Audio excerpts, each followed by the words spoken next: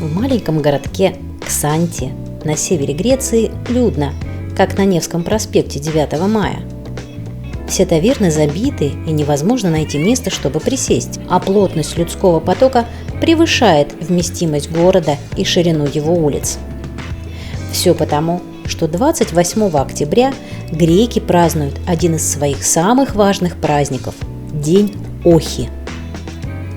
Такое необычное название праздник получил благодаря событиям в далеком 1940 году, когда фашистское правительство Муссолини поставило ультиматум Греции о занятии ее государственных территорий. Греческие власти при полной и безусловной поддержке своего народа ответили историческое «охи», то есть «нет», что означало войну. Греко-итальянская война продолжалась около полугода. В течение этого времени греческая армия героически сопротивлялась более мощной армии Муссолини и не дала врагу продвинуться вглубь своего государства, фактически заслонив собой остальные балканские страны. Мы с Еленой Койновой, конечно, смогли вкусно пообедать, а мне, наконец, удалось окончательно и бесповоротно влюбиться в греческую национальную закуску – мелитзана. Невероятно вкусные и нежные фаршированные баклажаны с чесноком. Ксанти – город с очень древней историей, который многократно был практически дотла разрушен пожарами и землетрясениями. В VI веке он был полностью разорен славянами. Дети и женщины были угнаны в рабство за Дунай, а город даже какое-то время носил название Русион. И мы с вами сейчас идем в старый город, который расположен на вершине холма, и узкими плутающими мощеными улочками он погружает нас в свою древнюю историю.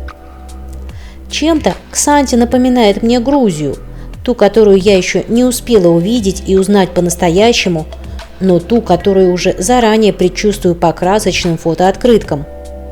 Стройные кипарисы, беленые двухэтажные дома, более крепкие и устойчивые, чем на юге, ввиду более холодной зимы. Поленья дров, уютно спрятавшиеся во дворах, и любопытные ленивые кошки.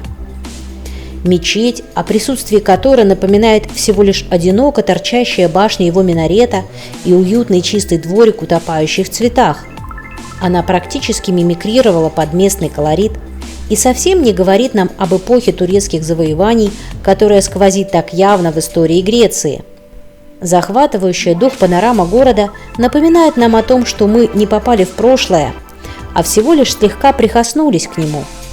И вон там, на горизонте, вопиют о настоящем и протягивают к нам свои руки нелепые современные многоэтажки.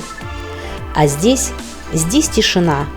И такая милая и уютная Европа, которая еще не испорчена натиском юности, модными граффити и говорливым многообразием.